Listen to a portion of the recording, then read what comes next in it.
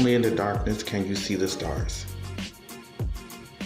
We are in dark times. We are feeling it keenly. Some of us newly are facing housing and employment stresses. For the unhoused, it's just another complexity.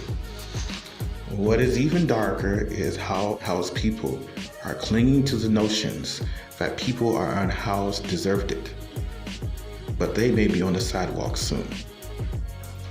For some, people blame the Asian community for the COVID-19 pandemic.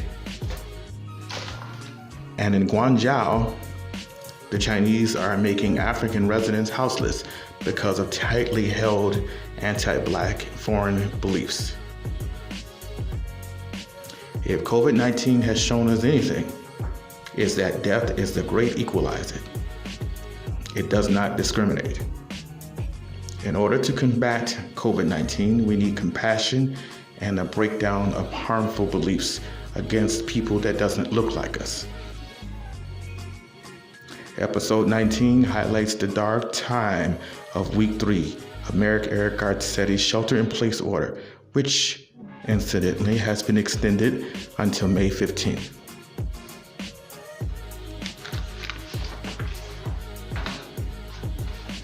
As of this recording, there has been an unhoused person in the Granada Hills Recreation Center who has been tested positive for COVID-19.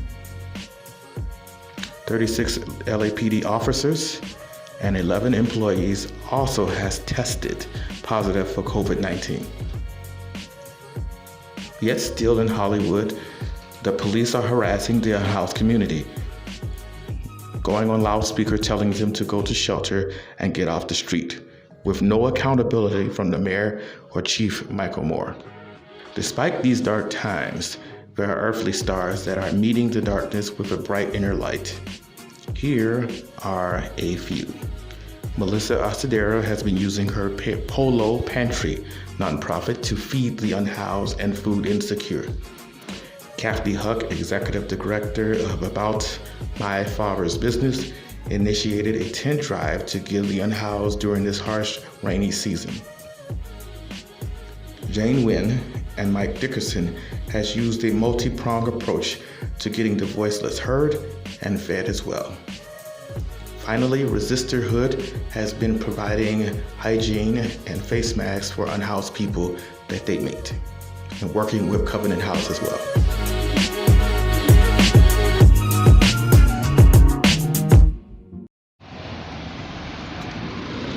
Week 3, day 1, shelter-in-place order given by Mayor Eric Garcetti. After being displaced from the park, I have spent a couple of nights in different places, in particular a place where to shelter in from the rain, trying to figure out what's the next move.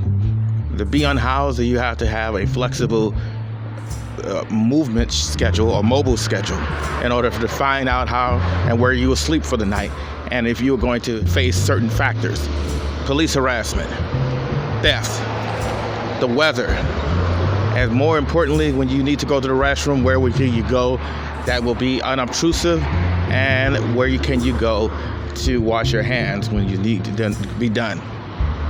More to follow.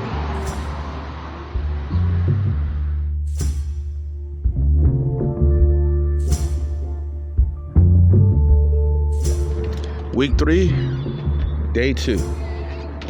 Mayor Eric Garcetti's shelter-in-place order. It takes a different turn.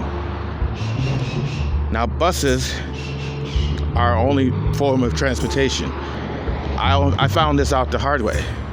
I needed to go down to North Hollywood on the train, and I was met by a Los Angeles Police Department who stated very clearly that buses are no longer running. You have to take a bus.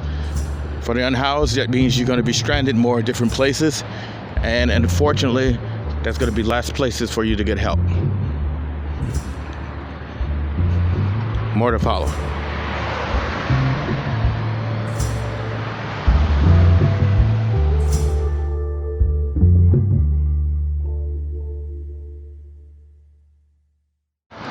I saw something today that made me question how much is it going to take for us to return to treating each other like human beings?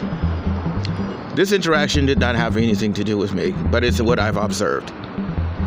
As what my podcast does, and I want people to understand, is I want you to observe how we treat people that are less fortunate than us. That's our true character. It's not our character how we treat each other, who we consider our equals, but who we consider our inferiors in our mind. So this gentleman walked in after I got my service. She was a bit brusque with me, but it was nothing to fall apart over. But what really struck out to me is, suppose if I was disheveled, suppose if I needed a cup of coffee and I just needed a little bit of warmth from the rain. This gentleman seemed to be like that. He seemed to be unhoused, and he just sat down and he was trying to get a cup of coffee. I was about to provide that for him until the woman in the back notioned her manager to come over and to come aggressively. Then the other lady. It was like 4 people yelling at this man to get up and get out. I don't know what type of customer service that is, but it seems to me that these same people that are a paycheck away from being unemployed or being evicted from their place had retained their sense of privilege from this unhoused gentleman and getting him out. And they were very adamant and vocal about it. I made a comment to it, and they got up and said it wasn't my business. And I says, well, you know what? You're right. It's not my business, but it is my business when you are mistreating another human being. I told them it doesn't cost anything to be kind. And I stand by that. So I hope more of my listeners that are listening to this still get into that habit. Stop allowing business owners to justify their disdain for the unhoused community and say these problematic things. Because one of my house friends always says it always takes one. But yes, it does take one. But it also takes one of the housed community to push back on that. But we don't see that much.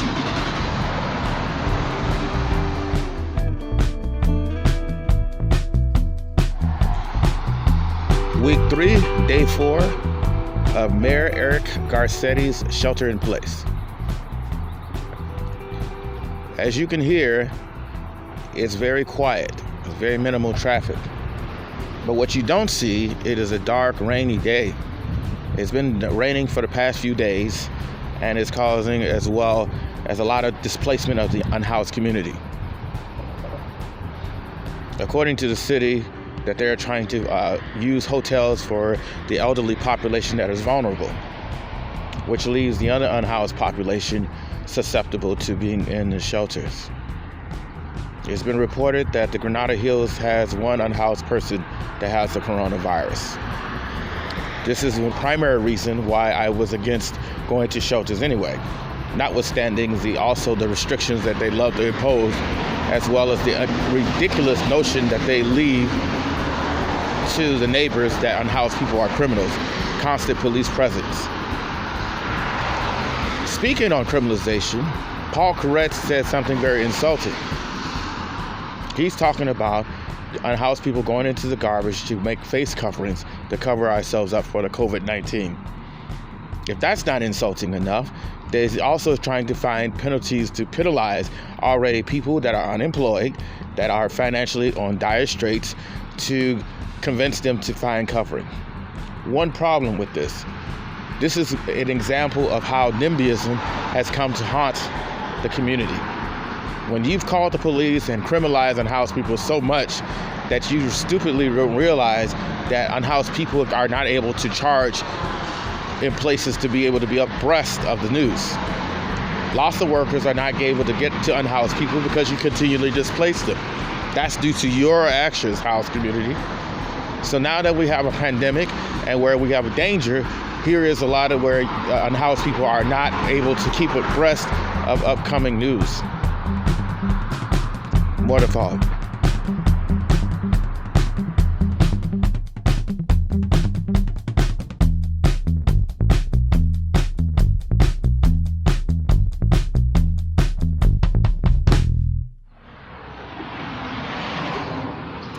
Week 3, day 5. Mayor Garcetti had just announced that he's going to extend his shelter-in-place order to past May 15. So that means there's going to be a lot of people that's going to be affected for the second month with not paying their rent, and there are landlords all over that are using scare tactics and intimidation factors to get people to get out of those places. But the problem is, if we have over 6 million people that are unemployed, that the idea of paying for first and last month's rent, security deposit, and all of those other things that are necessary for rent, to rent out a new place, is going to be pretty much very difficult. So that means a lot of people, if they are being pressured and they are not familiar with the laws, they will be out on the streets. How are they going to survive? And if these are the same people that had used those same methods or same viewpoints, ideologies about unhoused people, will they be able to survive knowing that people will be saying those same things about them? This is Theo Henderson from We the Unhoused. As you hear the muffled sound, that I am using social distancing and a face mask. Due to the mayor has stated that we use face masks when we go outside. I got very fortunate because some people gave me some and realized that I was unhoused. In the studios today, I have Miss Lady Bliss. She's out here in Santa Monica. We're going to take it from there and how she's dealing with the COVID-19. So without further ado, welcome. Hi, thank you. So can you tell us, what do you know about the COVID-19? What I do know is that it's like a respiratory disease. It's a pandemic. It's driving the world mad. And me, I actually have respiratory problems. I was born with 4 different heart problems. So for me, it's a little more scary than others. Well, that's how I feel about it. I know that as we keep going, that things just kind of get a little rougher, especially out here. Like, I came out here because I knew it was easier to be, on the streets and houseless out here. Where did you come from originally? I came from Colorado Springs. In Colorado Springs, if you get caught sleeping outside, or especially with the tent, you will definitely go to jail for about a week. You'll get a fine and everything. So I've already been to jail twice for sleeping outside and trespassing in a train, sleeping in a train. So I kind of used the COVID-19's travel deals, and I flew out here for like $30. The COVID-19 travel deals. What is that? That's the first I've ever heard of it. A lot of airlines, they've just gone super cheap to fly to like major cities. So from Denver to LA, it was $30 one way. I think to Hawaii, there's places where it's like $19. Wow. A lot of airlines are very, very cheap right now. My question I would like to ask is, how is Colorado Springs dealing with the COVID-19? It sounds like they're arresting people. Yeah, I that's what it sounds. That's why I left. I know at first all the stores were empty everywhere we went. Traffic was crazy, and then all the bars started closing. As in Colorado Springs, I worked in a lot of the music industry, so it really shattered that, especially with the 420 coming up. It really shattered everything for a minute. Can you, for the audience, know what 420 is? Please, can you tell us what it is?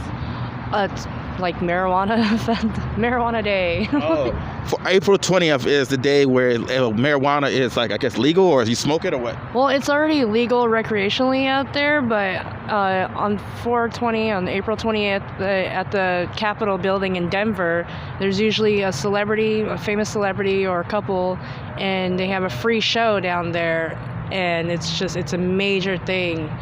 And since Colorado was like one of the first states to legalize recreationally, it's a major thing. And so with this COVID-19 pandemic, it just really shattered a lot. Wow. So as a result of the stringency of the city's response to dealing with the unhoused community, you came here to California. So what has been your impression? Where did you go first? Well, this is not my first time here. I was here back in 2011, and I was a beach bum in Venice. And I remember how free it was, so that's why I came back. So when I came here this time, I tried to find my current boyfriend, and I went to MacArthur Park, and it looked a little scary.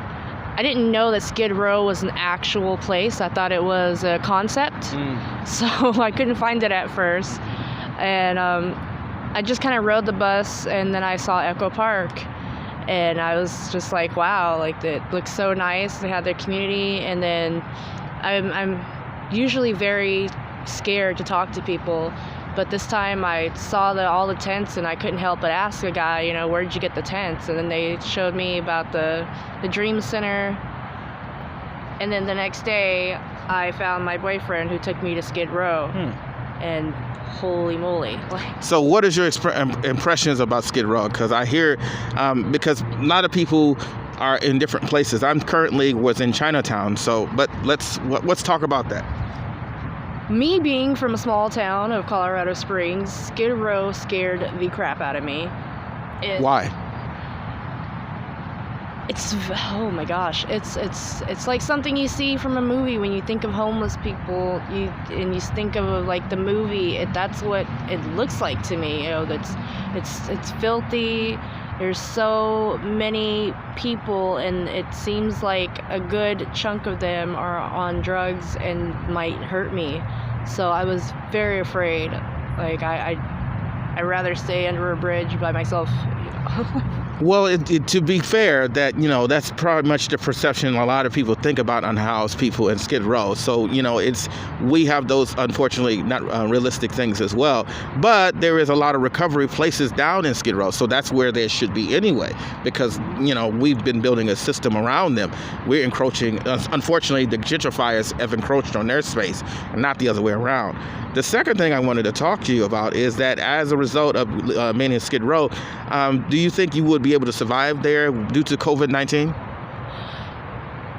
I know I could, because there is a lot of resources. So like the shower, like even still, sometimes I still have to go there. Or, I feel the need to go shower, wash my clothes, charge my phone. But my gosh, with the COVID-19, that's a big fear. And then I hear that one of the staffers was just passed recently, and so it really makes me afraid because it's so congested. I wanted to point out it too. So the reason I'm asking this question is because the Union Rescue Mission, which Andy Bales is the CEO, there was a staff member that has COVID-19 in Skid Row. And to think of it, they have different programs like feeding and things like that. That puts the unhoused community at risk. And second thing is over 35 police officers, LAPD, has COVID-19. That also puts the unhoused community at risk. But the city is not ready to talk about that. So do you have any fears that the cop would come up to you and unwittingly infect you? Oh, definitely. The cops out here are much different from Colorado Springs. I was actually in El Camino College charging my phone, and I just instantly got harassed, and I was completely thrown off. And then I see them, when I did stay in Skid Row, I see them, kind of going around and just questioning random people for no reason, and I don't understand it. So when I hear about the cops being infected like that, it definitely gives me great fear for everybody down there. And just so the audience to know that recently, that in Hollywood, like 2 days ago, there are police officers that are running around terrorizing unhoused people during this pandemic. They're running around telling them to find a local shelter. And to be clear, they're over in San Francisco, 70 people, unhoused people that are infected in those close, tight quarters of shelters. They're in Granada Hills. There is a person that was infected that's unhoused having a shelter. So many unhoused people that I've talked to are definitely afraid to be trying that option. And we want to send a message to the police officers to stop terrorizing unhoused people even through this pandemic. Well, definitely. I personally don't want to go to a shelter. It's another reason why I left Colorado Springs, because I would rather sleep in my tent and be nomadic. And then when I see the shelters that they're making out here for the pandemic, it looks like a concentration camp. And it scares the crap out of me. And then I heard that they were giving people tests in the morning, every morning, which is cool. But then they said that their thermometer wasn't even reading right. And then when she brought it up, they just kind of brushed her off because, that's how they treat people. And not only that, too, because the Alpine Recreation Center, I witnessed, it looks like a horror movie, a B-rated horror movie, the hazmat suits, overabundance of police, and the stringent rules, and the garbage cans. That's the one that resonates with me. They're telling unhoused people to put their belongings in garbage cans, which lines up with the city attorney stating that unhoused people get their stuff from garbage cans. So they're reinforcing that, as well as Council Member Paul Koretz saying that unhoused people can find a rag to put over their face with through the garbage, which cause all kind of diseases. So as a result of that, you're in Santa Monica. I was unhoused here too. They have a place called San Michelle. Have you been there yet? I have not. The only place I've been out in Santa Monica is the OPCC. Yes, that's the place. Oh, yeah. I was there when I was back in 2011. Yeah. And I never stayed there, but I go there now to get food. And I learned that they don't give out clothes right now because of the pandemic. They only give it as an emergency. So I've been wearing the same clothes since I got here. And I'm used to it now, but it just shocked me because when I first came here in 2011, it was just so great. When I was here, I was unhoused here out in Santa Monica, and I went through another time, I think like 2004, 2006. There was a very huge NIMBY crowd, and they would really terrorize the unhoused place. And when I returned back here, I used to sleep into the Tomver Park, but the police and the park rangers would run us out. So I was wondering, how are you dealing with the food situation? Are there still people out here feeding? Because they used to find people out here. Yeah, the food situation's a little different. I try to make it to the OPCC at the times that they serve food. Mm-hmm. One time I saw somebody did come around and hand out salads, so I did try to be at Tongva Park every afternoon, and they never came back so far. So food is definitely, it's kind of been rough because since I came here during the COVID-19 pandemic, I can't get my food stamps, I can't get GR, I can't get anything until they open again. That's one of the things I wanted to talk to you about, because there's many unhoused people that don't know that you can apply for this stuff online. And I'm going to do a instructional tutorial about how to do it, because I'm running into it. So you guys definitely need to eat, and I'm going to make that part of this episode. I can't, because I was born in a military base in Germany. And there's no way to answer that online. And so I just can't.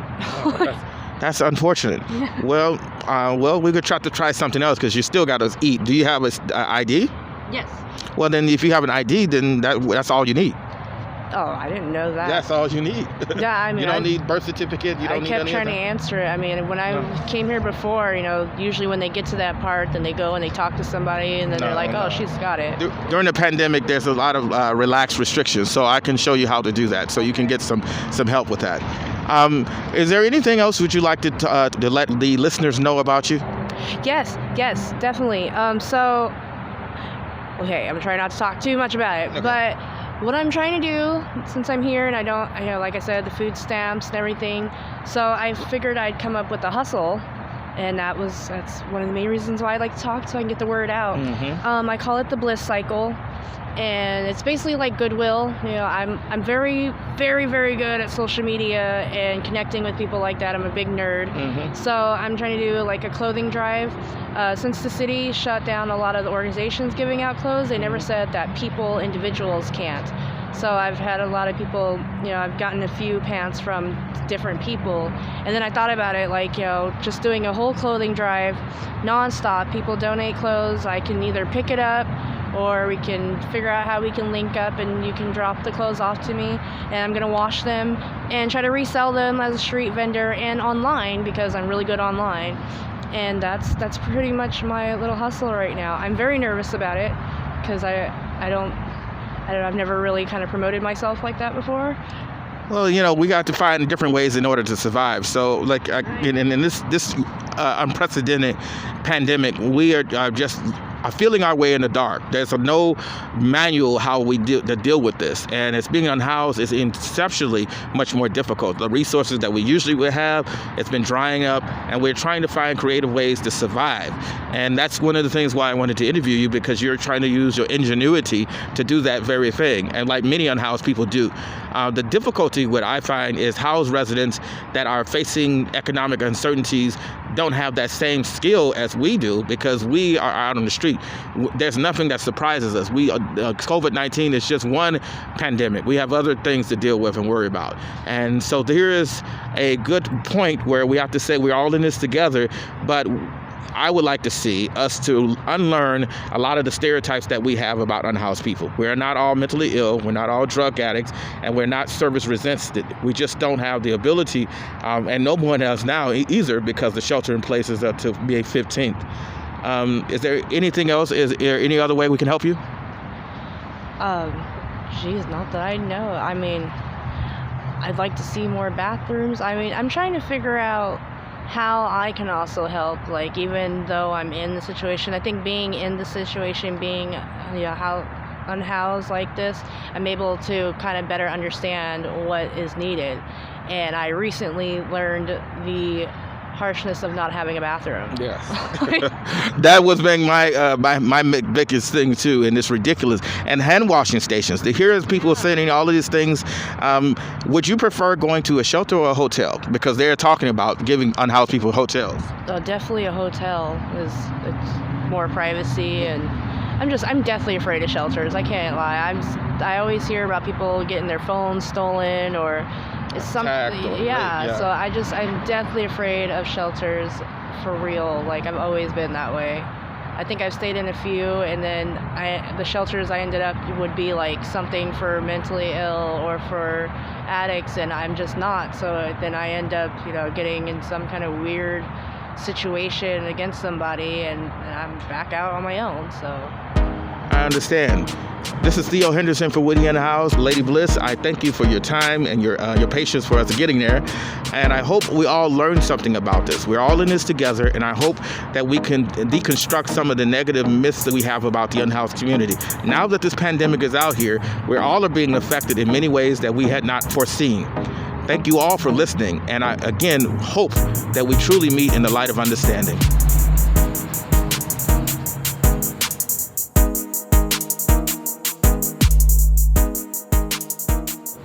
This is part of LA I'm in is Westwood. Bel Air is not too far by, and here I'm in the studios with the individual we're talking with about how they are dealing with the COVID-19. Without further ado, I'm going to ask a few questions to see how it is out here, because this is a little bit different than Skid Row. How are they able to survive with all of this rich opulence here? What's your name, sir? My name is Dennis. Dennis, thank you for speaking with me. So tell me a little bit about how did you end up here instead of the LA areas other people are? Well, when I first became homeless, I stayed over in the around Fairfax and 3rd, around the farmers market area. And then I gradually started coming over by UCLA to do things, and I decided to just stay over in Westwood. Is it a little safer here, or didn't? Well, both the Fairfax area and Westwood are pretty safe, but Westwood might even be safer because it's a very wealthy area. Does the police come by and bother you guys? Because I don't see them around. Well, the LA police, I hardly have any contact with them.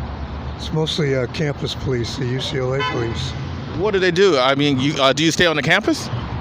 Yeah, a lot of times they'll stop me when I'm on campus. I used to I go through periods where I'm on campus a lot. Yeah.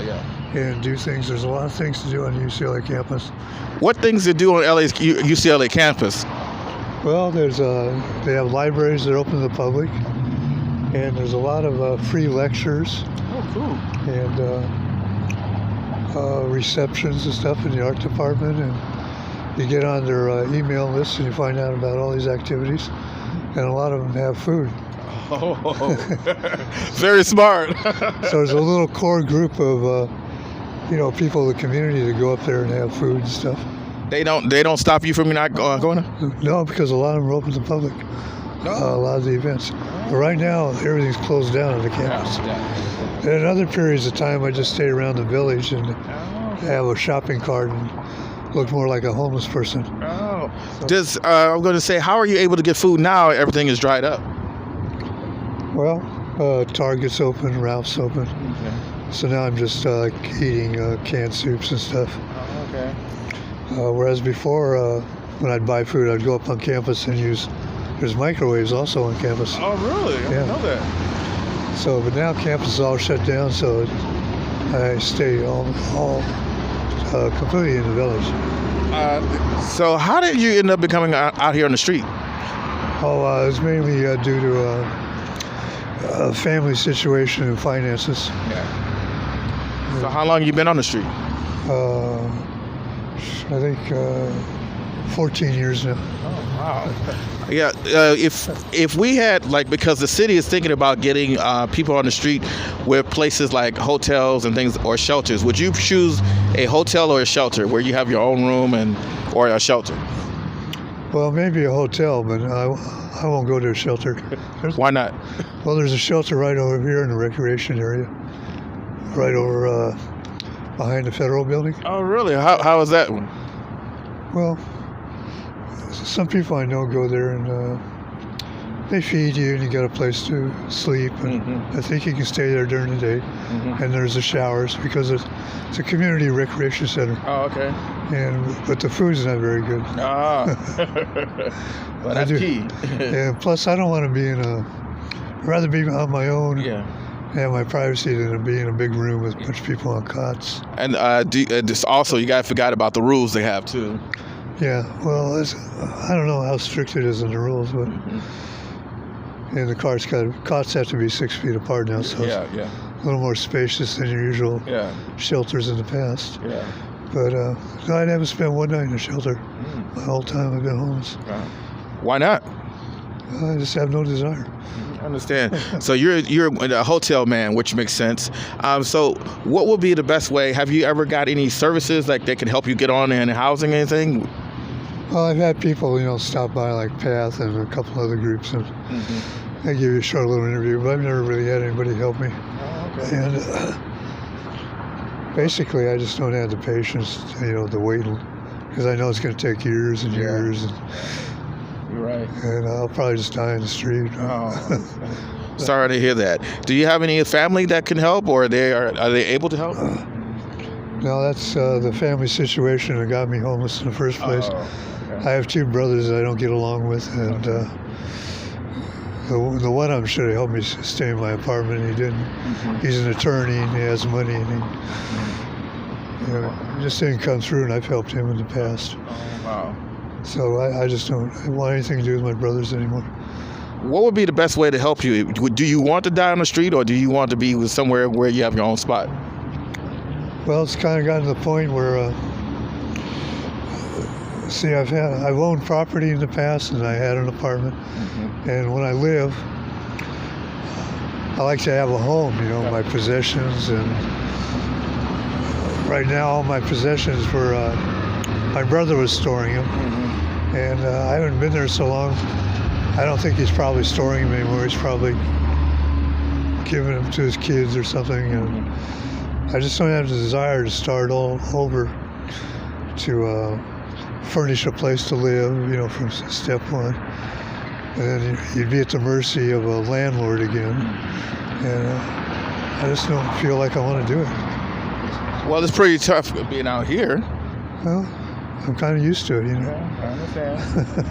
I truly understand that, where you have a sense of freedom, and as well as you don't have to hear harassment. So. Yeah, and there's no pressure. It's kind of a relaxing lifestyle in a lot of ways. No stress, other than, sometimes where you sleep, you get woken up by the cops. So where do you sleep here? And this is such an opulent area that I was in Alpine Recreation Center, and I can't imagine trying to sleep out here because this is too rich. Well, you just find little, private areas where you're not visible, and the cops don't really they don't come around searching every area every night. Every once in a while they may catch a glimpse of you, check. Sometimes they tell you to move. Sometimes they just say, allow you to stay. They don't care. But you can sleep out on the sidewalk here anytime. Oh, really? And they don't say anything? Right. It's because of that. They had a court decision. Martin versus Boise? Yeah, that's one of them. Yeah. But the LA had one before that. Yeah. And that one just further amplifies the LA decision. Wow, I'm surprised that this has opened my eyes. That I remember many years ago. When I was before my early stage of being unhoused, I used to stay on the street near. It used to be a bookstore, and I used to stay right across the street from it near this computer place. Yeah. Yes, on Westwood. And I did get hassled sometimes but sometimes I didn't get hassled. Mostly was from the business owners. They were the ones that would have the problem. Yeah. Yeah. You have that too, huh? Well, actually, I don't sleep on the sidewalk much. I like to sleep in the bushes where I have privacy. Oh, okay. But when it rains, I sleep on the sidewalk because there's bus shelters. Yeah. You can sleep under, it keeps you dry. I was going to ask, it's like, how you don't have any health issues or anything like that will stop you? Well, luckily, I've always been in real good health. Okay. So I hardly ever get sick. Well, you keep a very upbeat attitude. I think that's part of it too. Yeah.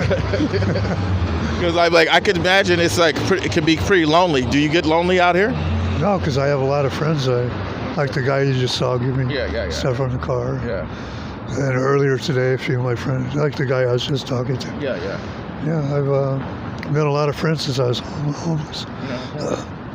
In fact, where I had my last apartment, or I had actually my only apartment, I lived in South Pasadena, and I had a nice apartment, and, furniture and everything, nice clothes, all kinds of stuff. Right. But I really had no social life there because I was an outsider there. I didn't grow up in the area.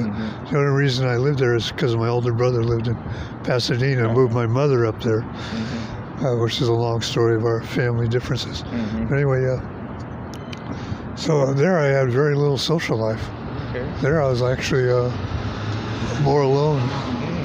And, that's true. You could have all the accoutrements and still be alone. I was going to say, how do you go? Do they have showers? Do they offer showers here or anything? Well, I used to shower over at the rec center. Oh, okay. You can shower there. In the morning, they allow people to pay to go swimming and then just use the showers. Ah, okay. After about 12, they don't really want that because they don't want a lot of homeless people in there at certain hours. Yeah. But and then originally I showered over at the free clinic in Beverly Fairfax area. That's why I stayed over there. And I gradually, started using the rec center as I moved over here. But now that's closed down due to the shelter. Yeah. Using it as a shelter. Okay. So you can keep yourself clean just using, like handy wipes and stuff. And you can keep your hygiene up. Yeah. I've learned how to do that. Well, Dennis, you've been very helpful to me, and you've actually taught me a lot about here. I left here, ironically, because of the intensity of the police scrutiny in the neighborhood.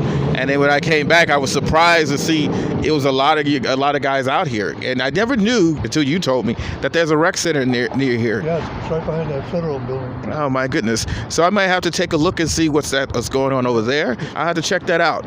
And thank you, Dennis, for taking your time out to talk with me. Sure. This is Theo Henderson from Unhoused. What I usually do is I come back, I do a follow-up interview with you, if that's okay. Sure. I will. Be on one of these benches. Very true. Oh, okay. All the sun and keep on. I understand. This is Theo Henderson from Unhoused, and I thank you all again for listening, and may we again meet in the light of understanding.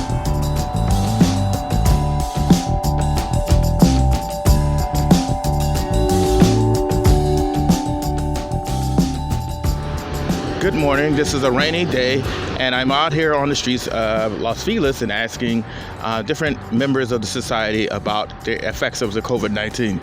This is Theo Henderson from Unhoused, and I'm going to ask a couple of questions to see where people are. What's your name, sir? I go by New. My real name's Keith. Oh, Nice to meet you, sir. How are you coping out here? It's raining, and I'm glad you got a tent because it's pretty tough out here. It's cold. So how are you guys dealing with the COVID-19? It hadn't made much difference except just a lot more difficult to obtain anything really. Are you still able to get food and things out here? We've managed, but yeah, people quit. They used to come by, and other people picked up pace. It seems like. Oh, okay. And helped out, but yeah, it's definitely made it more tougher. Yeah. I was going to ask, have any of LASA workers, anybody offered you shelter or a hotel if you would choose? I asked about hotels today at the hospital. I was over there, and they said that hotels were only available if you had the corona. So it's kind of weird. I would think you'd be in the hospital if you had corona. And then how are they gonna know if you got corona or not at the hotel?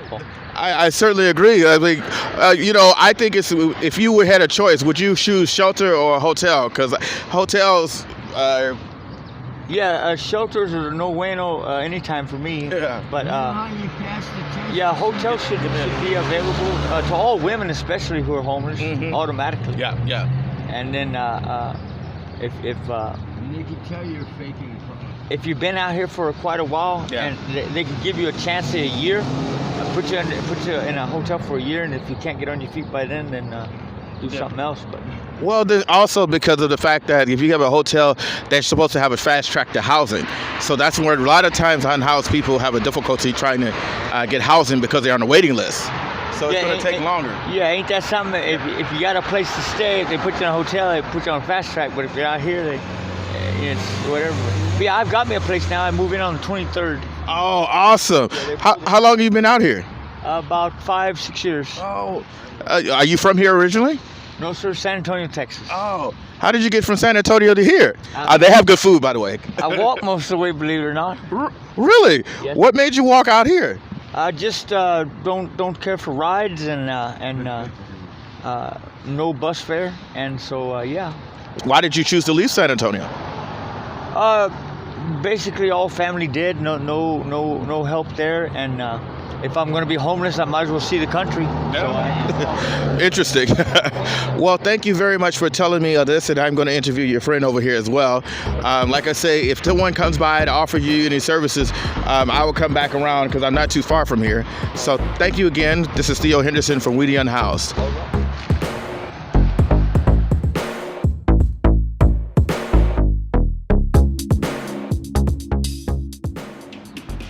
This interview was taken before Mayor Eric Garcetti's shelter-in-place order, and COVID-19 was a distant concern. Joey Mills was in foster care since he was an infant, and he had been he became an orphan. As more importantly, he has been in the system since a very young child, and he's been unhoused since then. So here's his story. Welcome. Welcome. How are you? I'm Joe Mills. Nice to meet everybody. Joe, tell us your story. How did you become out here? I came out here due to not enough help in the community, not enough one-on-one individually working with you to get you back on your feet personally instead of community-wise. When you go looking for resources, you have to also leave the area and property where you want to be or reside at. Not like it's a problem, but you have to really go looking for resources. Are you originally from California? Brooklyn. Oh, wow. New York, huh? So let me say, are you still loyal to the teams back in Brooklyn, or are you a California Lakers fan? Well, since they stepped up both ways. If you have to go west, they put Brooklyn Dodgers out here. So both, meaning away from home too. It's still in home though, but. Well, I give you a pass on that answer. That was a good save. He worked that one out. Funny if you guys let me figure out not to piss off the Californians. So, what do you miss about New York? Well, it's faster. Everything's a little easier. Like you can go get a job cutting fish, sweeping the guts. You got the shores. You can go to the docks. I want a job. I'm sorry. The difference is I want a job. and they'll give it to you. Hey, you think you can make it back out here by tomorrow? You know what I'm saying? It's more challenging when it comes to jobs. Here, it's a lot personal, or you got to know somebody, or they want you to be a member of something, just to get your name on the list. That's one thing I noticed. It's like a list. It's a list for everything. It's a list to blow your nose. It's a list to stand in line for this. It's a list for housing. And I always say, for the ones that are out here talking about unhoused people don't want to be helped, if that is the case, why is there a 10-year waiting list for housing? Why is it that if there was no one wants housing and no one wants help, then prove it? Go up to unhoused people and say that they got a house for them to be. Let's see how much service resistant they become. I also wanted to ask you this, is that I know you just didn't one day look out here and just say, I'm going to go live out on the sidewalk. How to blame? The only reason I took the creek for right now is to become a little headstronger on what to do in case you ever get back in the situation. You don't want to be weak at the same situation you're in again, if that is fortunate not to happen to anyone. But if it should happen, you want to be able to get to resources you didn't know about the first time. On the second time, that's so you spend less time in the streets or wandering around a little lost, because we all may say we know, but when it comes to actually knowing means to do it the same day, here, help, without the guidance of or instruction, you know what I'm saying? You'll be better off to be on your own, man. How long have you been out here? I've been out here since I was a kid, a minor. Been living on the streets since you was a kid? Yes and no. I've AWOL'd from time to time from the future is in custody of juvenile services, stuff like that. Oh, you was in juvenile? Yes. Oh, okay. So it would not to do that. Foster care. Right. Oh, it was. Yeah. Okay. Foster care is handicapping. handicapping. Oh, okay. If, for example, the staff have to go everywhere with me, even on my interview. You know what I'm saying? So very true. If I don't have this guy here with me, I may not get the job. Basically, it was what he's put in the speech. Either he's gonna speech up for me, then they feel sorry and give you the job. But so the audience understand what's going on, because I just learned it's not juvenile. Juvenile is for people that have broken laws. He wasn't a juvenile.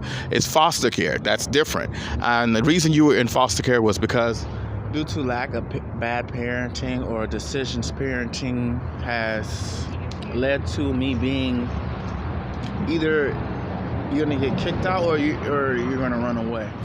So you became into foster care because your parents passed away, or while they're together, even together, they were fighting abusively. How did they pass away? My dad got life messed up. My mom died from natural causes. Either he had something to do with it, or it had to happen in between a scuffle.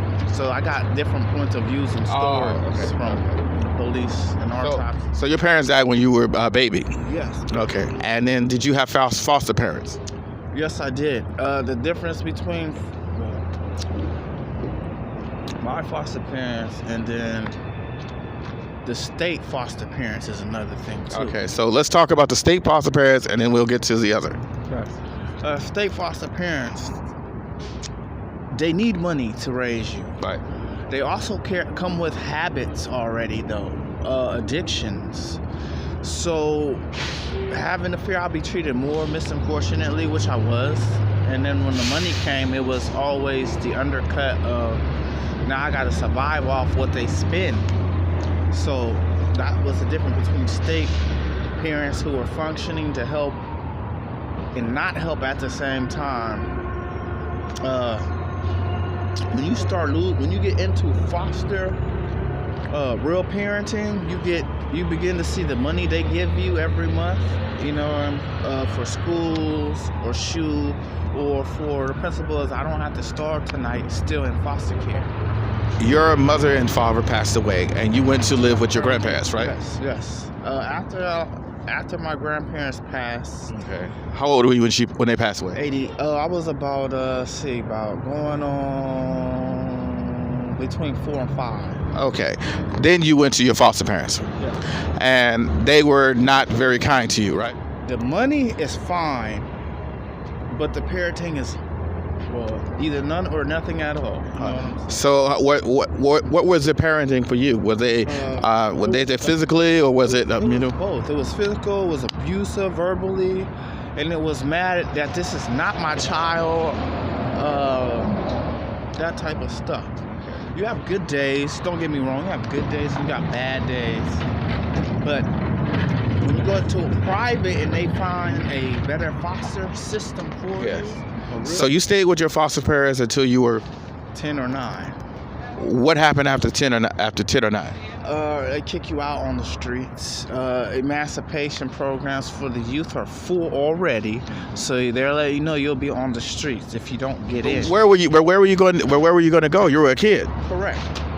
But knowing that already, they would either put you in a shelter, or they have other programs in the city that are for JVs, minors, stuff you can attend to, get a bed, or... So you mean to tell me, let me back up for a minute, because I think the listeners, because I'm kind of stunned that we're hearing this.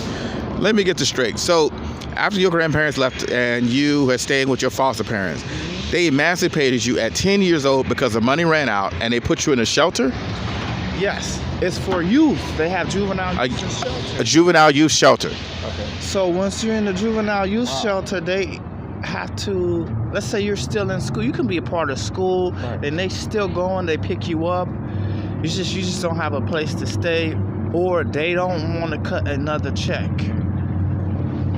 If you have other kids and they're still getting funding, they can stay. So it has this favoritism in the system. They explain to why, because the check, basically they still get one, and you're at the moment has stopped due to someone irresponsibly spend the funding up, or someone stole the fund, or relapses in the building. So basically they did a circle jerk. They just held on to you until they ran out of money, and then they emancipated. Right, because the kids in my section were less funded, but still got somewhat of a funding, and the kids who got to stay had more funding.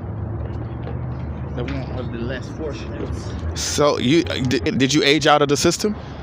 Eventually, yeah, because you have to get a job. Once you get a job, you're not old enough to get the housing, because they ask you for 2 types of IDs. When you're a juvenile and when you turn 18 to get housed, or to be able to fill out an application legally for your own apartment. So you become independent, but you had to grow up fast, right? And so you also joined the military, right? Yes, I did. That became the only other option because it gives you housing. Right. So they deal with a lot of juveniles, AWOL, runaway. The problem is we got the same problem though going in. They got a break, but we go AWOL. It's just like a group home. The only reason they dealt with us honorably instead of dishonorably is because that's technically all we would know coming into so they were already aware of that. So it sounds like you have been like shunted from one system to the other, yes. and eventually it led to here. What would be a way to be able, I know you stated this earlier, and you said that if we had the ambition to work and you offered a job instantaneously, that would help you to get on your feet. So is that one of the ways that we can help you?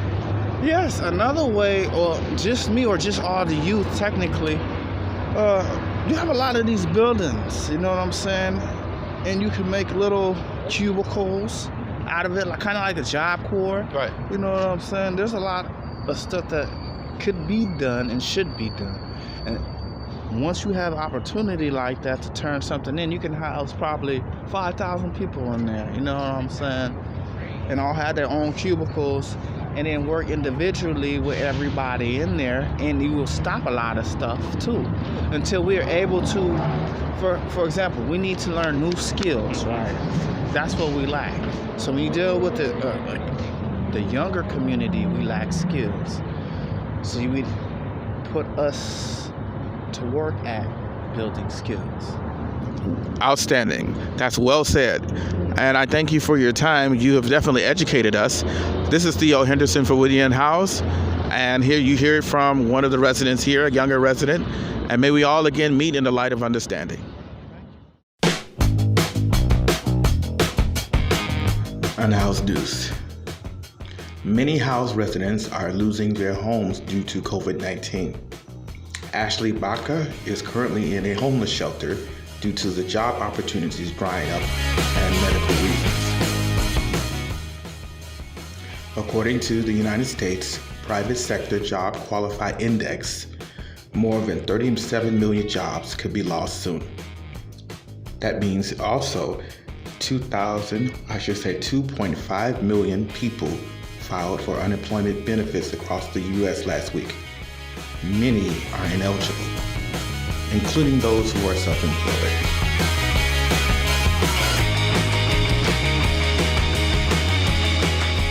In other news, San Diego police are ticketing the unhoused for being on the sidewalks. To protest this harassment, please call Chief David Nisliet and Mayor Kevin L. Falconer, Councilmember Jennifer Campbell, Councilmember Chris Ward, and Councilmember Monica Montgomery.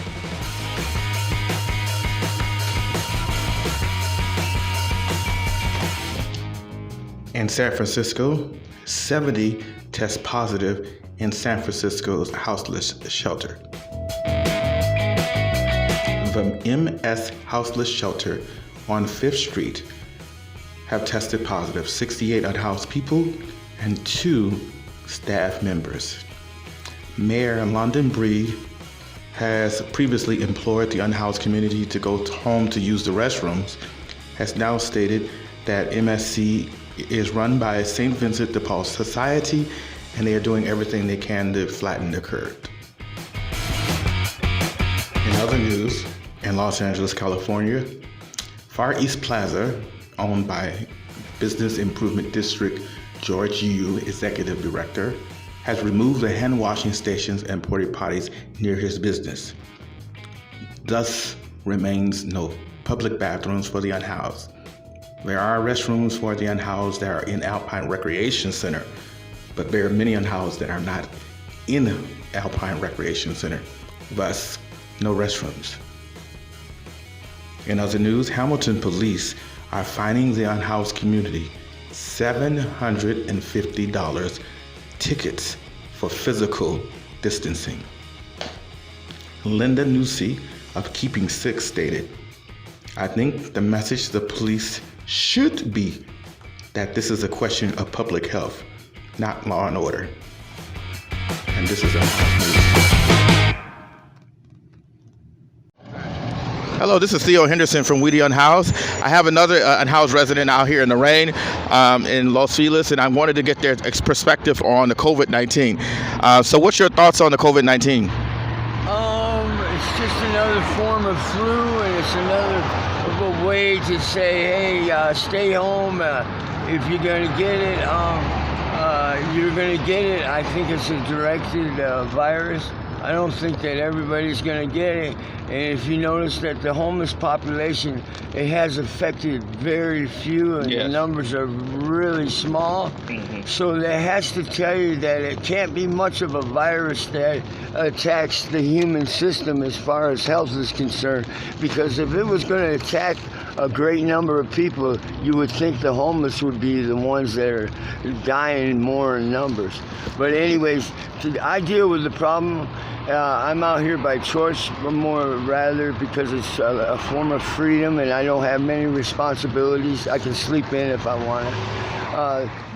The virus is they give us ways to deal with it, but you have to be willing to go stand in lines maybe, or take a long walk to find something that can remedy maybe your headache, or something that's directing you towards the virus. As far as having the tent is a good thing because of the rain, but also people come around every once in a while and make sure we're okay, so that's a good part. Has LASA came and offered you guys shelter or anything of that nature?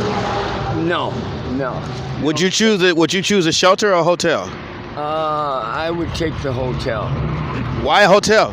Because shelters are chaos. That's true. So how did you become out here?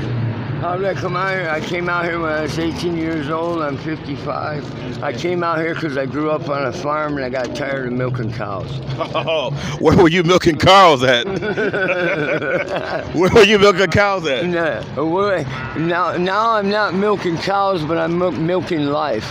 Where were you milking cows at? Upstate New York. Oh, wow. Buffalo.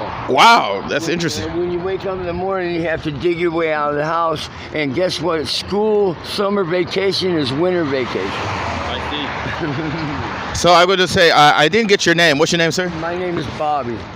Bobby, thank you for telling me about your perspectives, and I will probably follow up a little later on. I'm not too far from here. This is Theo Henderson from Unhoused, and I thank you all for listening. May we again meet in the light of understanding. Thank you very much for your time, guys. Appreciate it.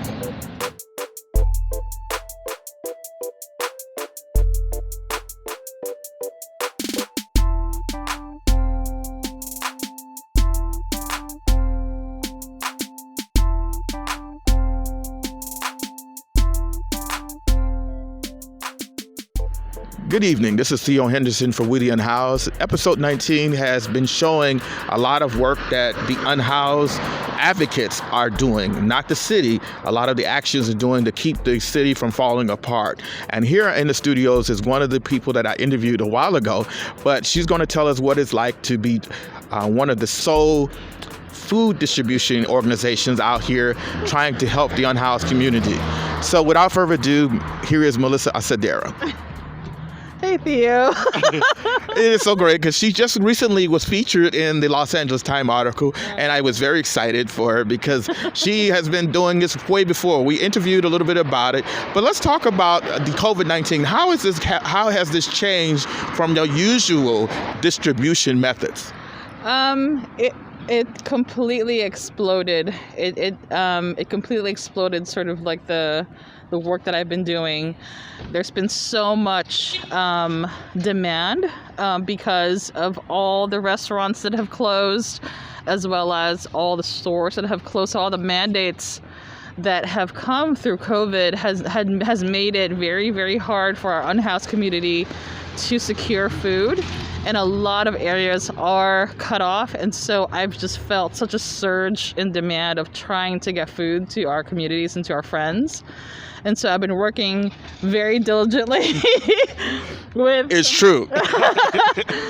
some teams and organizations. And it's just been incredible how we've been able to kind of galvanize. Like my friends run a nonprofit that have a very amazing volunteer base. And so I jokingly said to, I don't know who it was, but I was at a meeting and I jokingly said, I'm ready to build an army of cooks. And that's kind of essentially what's happened, is I've basically created a program where people are cooking in their homes, and we've partnered with food banks to provide ingredients for these folks. And so they're healthy, delicious ingredients. And food that I would eat and you would eat as well. Yes, exactly. Not expired, not rusted or rot. I could vouch for it. It's very good food. Yeah, no, we do not serve anything that we wouldn't serve our families. And so this is delicious, healthy food, and we make sure that we prepare them. And my team and I have created safety guidelines in preparing this food, so it's not like we're just kind of throwing things together. We do this with care. And love and care and health, the safety standards upheld. Yes. We want to make sure that, regardless of what we do, we want to keep people safe, first and foremost. And so it's just been, we tested it about a week and a half ago, and it's just completely exploded. We've had a lot of support, and the most recent article of the LA Times too has been amazing. I didn't expect it at all to be as popular as it has, and I have had quite a few food companies reach out to me, so that's very exciting for us. So it's just completely it's changed the game.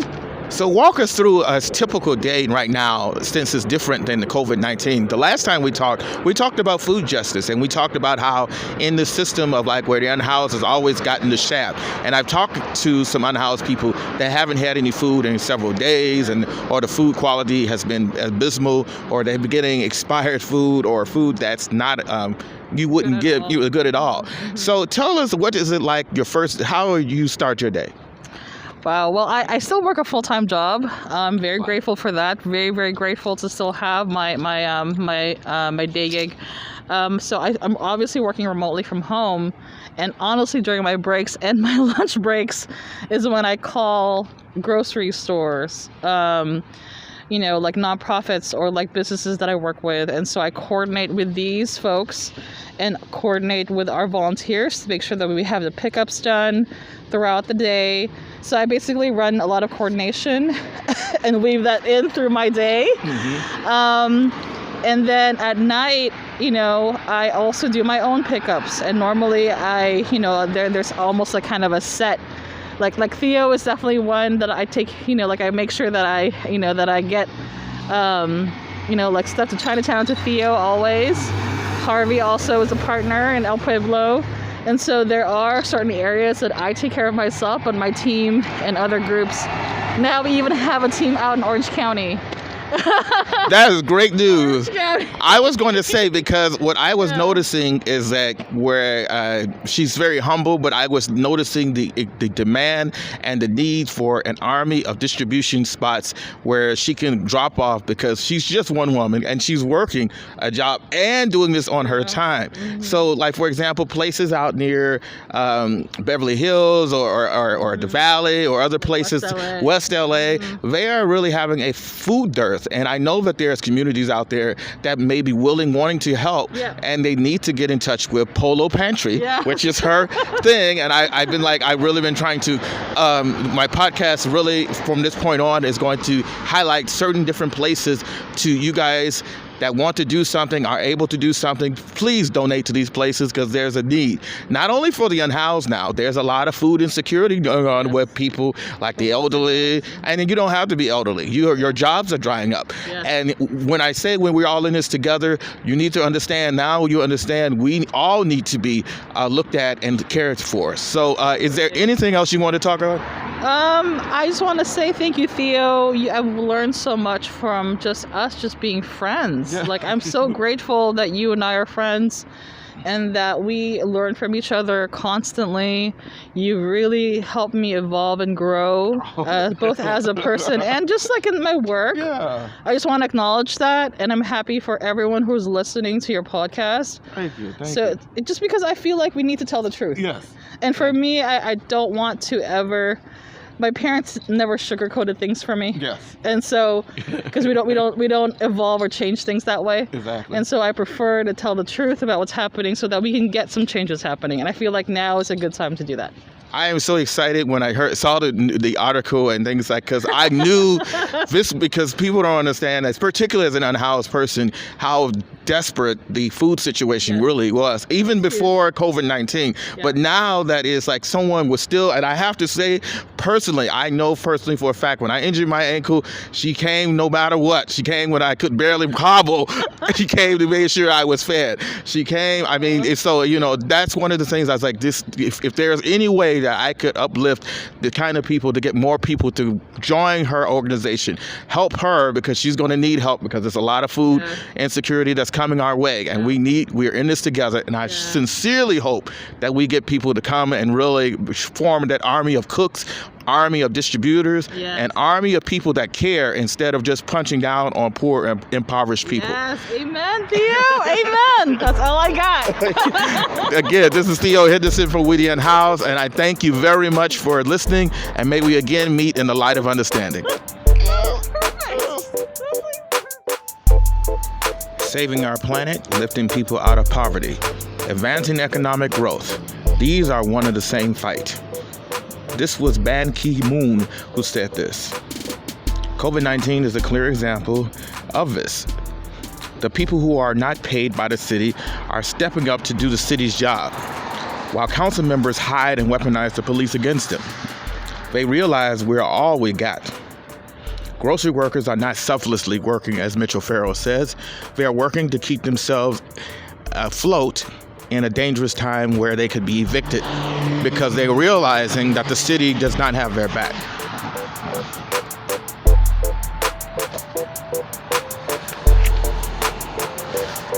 Businesses are being shuttered. Jobs have dried up. I wonder what will be the Business Improvement District employees' job now. Will they treat you the same as they treated many unhoused? Will they take pictures of you on the street when you are in various states of vulnerability? Will their orders be to target the unhoused be the same? The police have not changed. They still harass, ticket, and criminalize the unhoused. How many of the 6 million will they run and do the same thing to? Will you be service resistant or the person that don't want to help? This is a defining moment for the housed. The labels you had on the unhoused was a delusion. And now the city has truly shown what it has thought of you all along. The question becomes, what are you going to do about it? This is Theo Henderson for We the Unhoused. I thank you all for listening. And may we truly again meet in the light of understanding.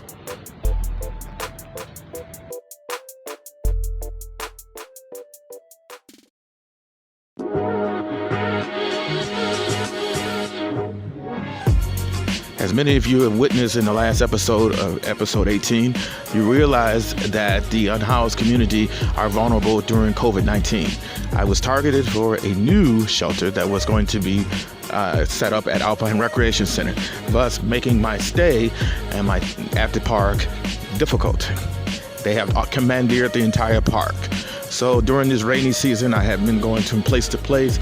I had a place for a short period of time before one of the people that ironically listens to my podcast threw me out because of fear of being thrown out by the person that they felt that made a promise not to let someone sleep in a commercial space.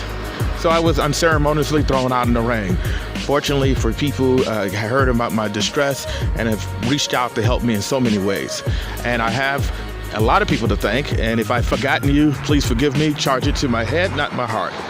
I want to thank Melissa Acedara, Christopher Goss, or Christopher G, I want Kathy Huck, Agent M, Agent C, who they know who they are, Peter Sun, was it Nick Imans? The other name, the person that did, they know who they are, as well as Sabrina Johnson, Elena Holt, Michael Kokas, and there's a host of many that comes in my inbox and has been really concerned, like Jane Wynn, Mark Horvath, all of the people from the group we're in. I want to thank all of you for reaching out to me. I want to give out a particular special thanks to Jed Harriet, who has reached out and has been an immeasurable help. Joanna Swan, who still keeps up the fight. A lot of these individuals, I want to point out, they have stepped up through this COVID-19 and reached a helping hand to help somebody.